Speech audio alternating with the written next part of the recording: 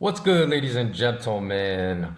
Let's get started with SK Wealth Academy podcast number 115, which you know is a follow up to my last podcast number 114. Now, before I get started, I want to say that I have temporarily stopped uploading the audio files of my podcast to Podbean, Spotify, and iTunes because of some problems that I cannot take care of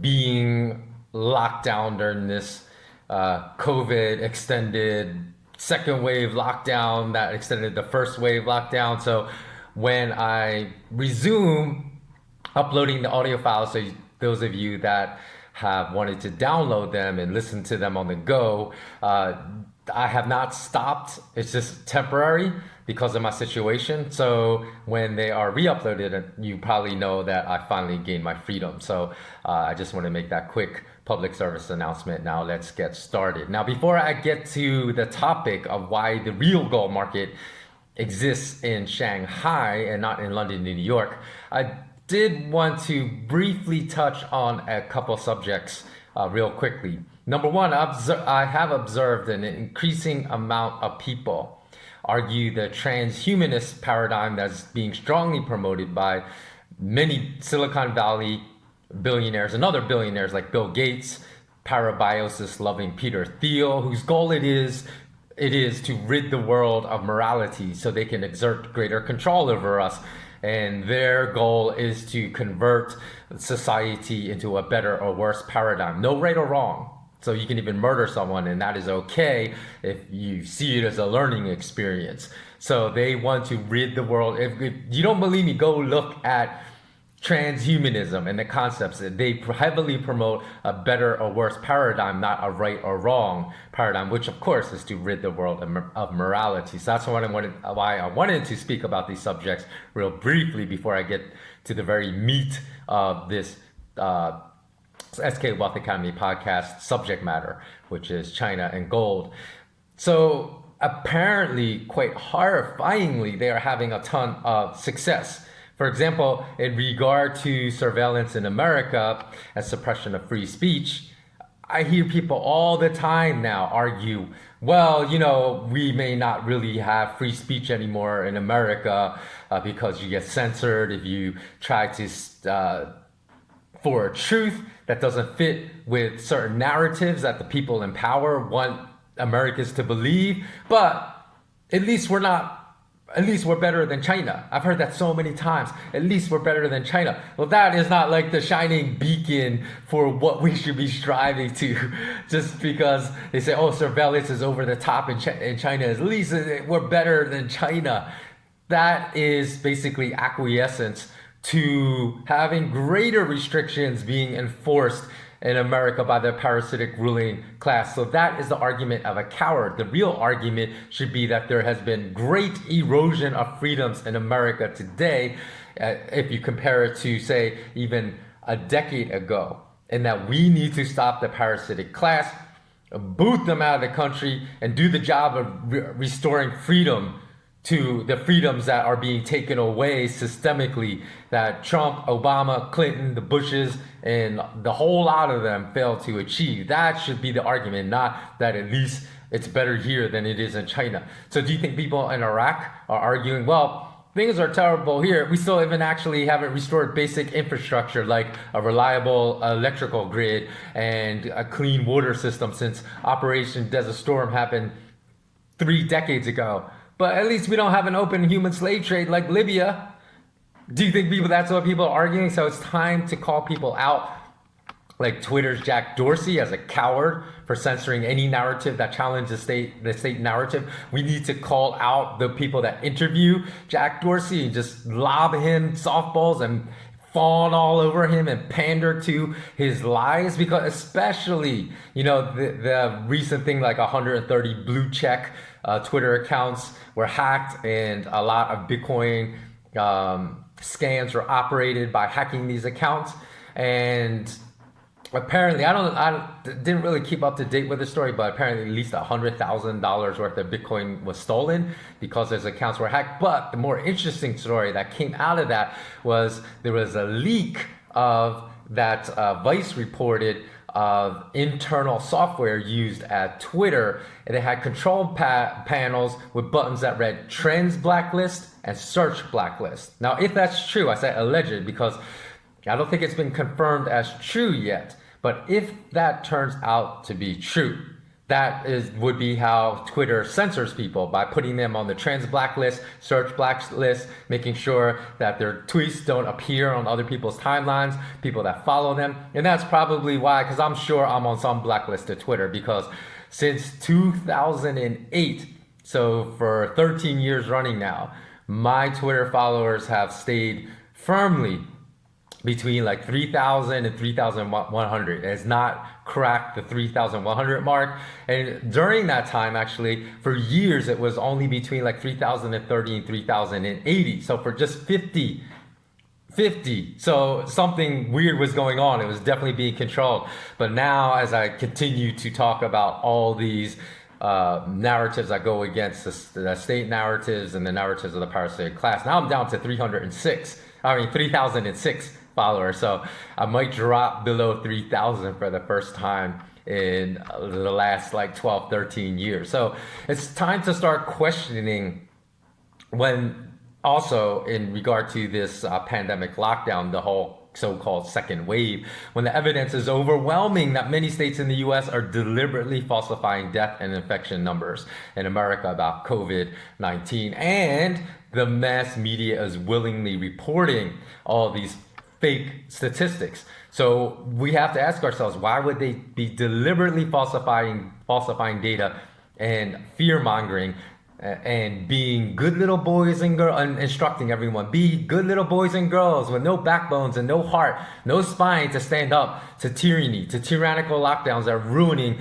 millions of businesses in America. And of course, this is happening across the world. So I'm not just criticizing Americans that just fall blindly for this this bogus news. It's happening all over the world. But it can be proven without doubt in America. Like someone that was in their 20s was reported just last week as dying from COVID-19. People were like, oh my God, look, someone in their 20s, someone that was young died. The second wave must be real. And then when people actually did investigative research, they discovered this person died from a motorcycle crash. And they labeled it a COVID death because they're labeling everything as a COVID death. And you know what is even more alarming? I shouldn't say actually alarming, because it's not alarming to me. It's not surprising. Maybe alarming is an okay word, because it's alarming, but it's not surprising, right? Because it's not surprising to me, because they said health officer Dr. Raul Pino said, quote, but you could actually argue that the young man that died in a motorcycle crash that was reported as dying from coronavirus, that it could have been the COVID-19 that caused him to crash. End quote. That's what he said. He was basically saying, well, maybe he was coughing and that distracted him momentarily and it caused his crash. So realistically, it could still be a COVID-19 death. That is insanity. So that's what makes the non-critical thinking people out there who argue, whenever I may push back against a lot of what these doctors are saying, when their whole response is a very non-intellectual responsive. Are you a doctor? Why should I listen to you? Because I'm smarter than a lot of these doctors out there who obviously can't think for themselves. And actually in my lifetime, I can even relay a couple of instances had I been that good little obedient little boy and little girl that the parasitic ruling class wants me to be, and blindly obeyed a doctor's orders, I could have suffered a psychosis or even death. And people say, oh, you're exaggerating. No, I'm not exaggerating, because one time I was going on a holiday to an area where it was recommended that you take malaria pills before going. So I went to a doctor, he prescribed me Lariam. I never take any medication without researching it myself. And I looked it up and they said something like Lariam had, patients that took Lariam had like a 10% psychosis rate. And there had actually even been cases where people on Lariam had turned so psychotic, they murdered their spouses. And so I went back to the doctor and said, why would you even prescribe this drug? And it was so bad that actually the military in the UK, they banned the use of Lariam because there's an alternative malaria pill. So I said to the doctor, I went back and I was really angry. I said, why would you ever prescribe this to me when there's another drug you could have prescribed to me? I don't care that you work with a pharmaceutical sales rep from the company that manufactures Lariam, so you get more of a kickback for prescribing Lariam. Like, try to be ethical as a doctor for once, And the other one was one time when I had like a martial arts injury. I had a lot of pain in my shoulder and I couldn't sleep, and the doctor prescribed a muscle relaxant to me. So again, I went and I researched the muscle relaxant online, and I saw that a contraindication to taking this medication was like tricyclic antidepressants, because it said if you're taking tricyclic antidepressants and you take this muscle relaxant, it could cause heart failure.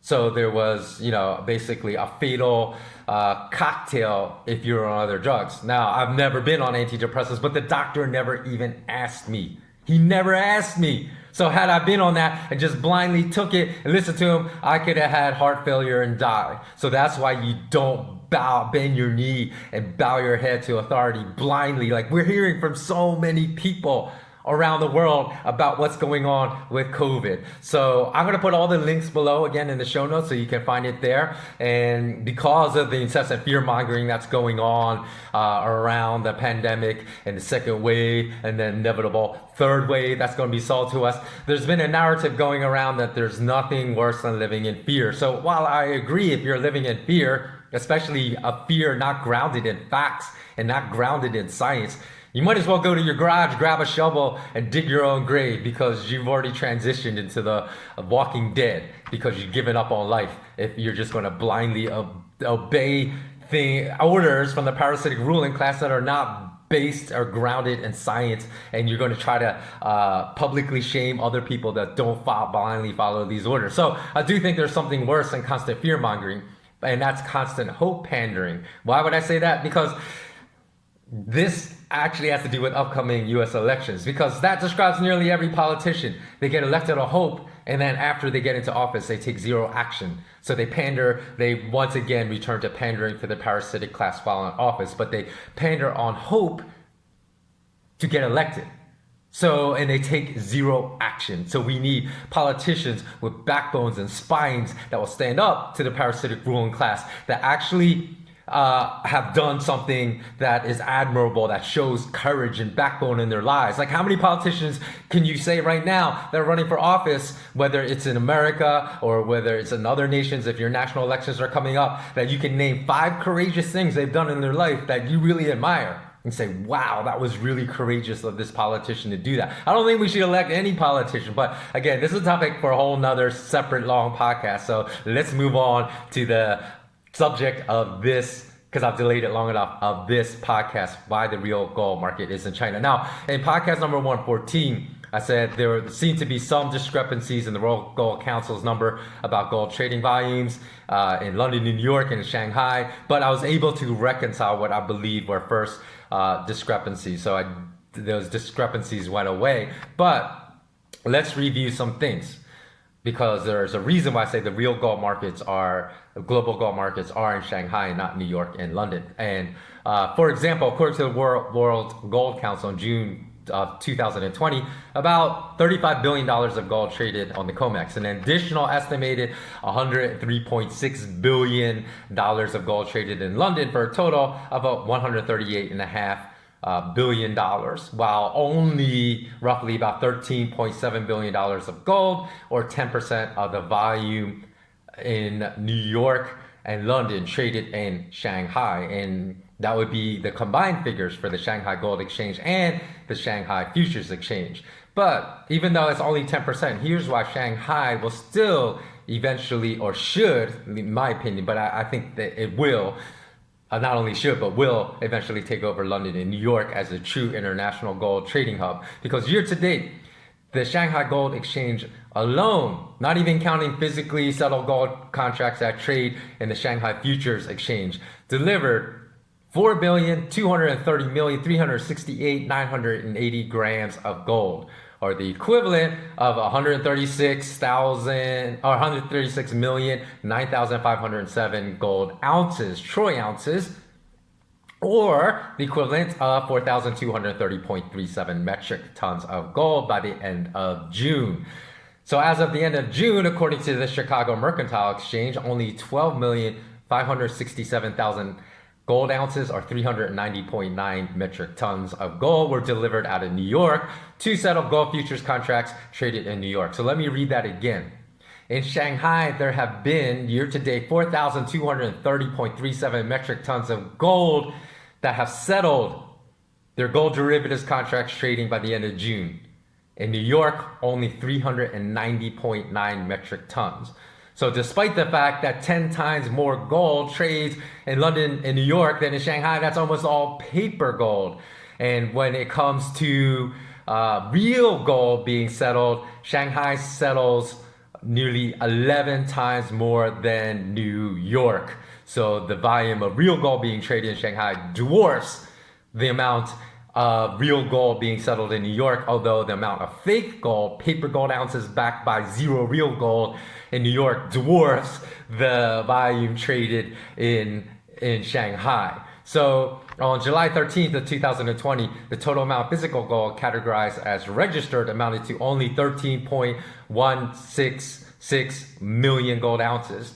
The pledged category contained 1.145 million gold ounces, but pledged it's a new gold inventory category that didn't exist before this year. It represents COMEX gold warrants, which have been deposited with the Chicago Mercantile Exchange, clearing as performance bond collateral or margin collateral. So the CME defines performance bonds as follows.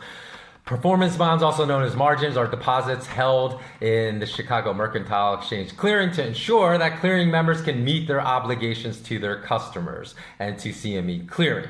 But if it were really backing the contracts and available for delivery, they would move it into the registered category. So since it's not there, the only thing I look at as far as real physical gold backing all the derivatives trading in New York is a registered category of 13.166 million gold ounces. I don't even look at the eligible, because eligible just means gold that's being stored in the vaults. It's not there. It's not viable because it doesn't back the futures trading in New York. So it could just be like, for example, a private institution, a private retail investor that purchased a lot of gold and is just storing it at their warehouses. So that category is totally out the door. So in 2018, for example, COMEX gold deliveries totaled just 51 tons, or about 1.6 million troy ounces. And that meant that 99.98% of COMEX gold futures contracts did not result in physical delivery. A Ponzi scheme, if ever there was one. So recall that from the above, Chicago gold warehouses are physically delivering an average of more than 22.6 million gold ounces every month to settle their gold trading, which would mean that the entire amount of physical gold housed in New York that supports futures trading would be wiped out in less than 2 trading days if they settled the same amount of contracts in physical gold as Shanghai. So even if the combined daily trading volume in gold in London and New York continues to outpace activity in Shanghai by 10 to 1, at the divergence in prices between physical and spot gold, which I've spoken about in great detail in previous podcasts on this channel, if those divergences continue to become larger and larger, and I believe they will, the New York and London daily trading volume can outpace the volume in Shanghai by multiples, can continue to do so. And the prices established in Shanghai will still likely become increasingly more important in setting the price of gold internationally, simply because the amount of physical gold that trades in Shanghai dwarfs the amount of physical gold that trades not only in New York, but in the combined markets of New York and London. So this situation would also become expedited, meaning that the international gold trading hub, as far as setting international gold prices, would move to Shanghai, although I don't foresee this happening anytime soon. But that situation would become expedited if a major global currency hyperinflated. So, which is also a real possibility. So with that, that wraps up podcast number 115. For more information like this, if you want to receive actually more detailed, exclusive information only available to my Patreons, please visit patreon.com/skwealthacademy. Consider supporting me through this because, as I mentioned, I'm going to move away from YouTube eventually, and hopefully K.im will become a YouTube killer, and because that's going to launch sometime before the end of the third quarter 2020, and you'll be able to monetize all your content. So I urge any other YouTube content creator that's watching this to check out K.im and perhaps move over there, because they promise not to censor narratives that dissent against the state narrative or the narratives of the parasitic ruling class. So that will be wonderful, because we won't be shadow banned, we won't be demonetized automatically, even though my old channel on YouTube had over 30,000 users and then got capped because it rose, like it was slow at first, 1,000, 2,000, then went quickly 5,000, 10,000, 20,000, 30,000, and then it got capped. Even though I had millions of combined views and I did try to monetize all these videos, this is no joke. I made no more than $10 from those millions of views because everything got demonetized. So I would urge everyone, move away from YouTube if you can, because these other social media platforms that censor people, that ban the truth, that ban any narrative that goes against what they, the parasitic ruling class, want you to believe, that's not freedom. We need to fight for freedom. So join me in my fight for freedom. Move to K.im. Keep an eye out for that if you're a content creator. Stay strong, bless up, and as always, remain intensely curious. So long.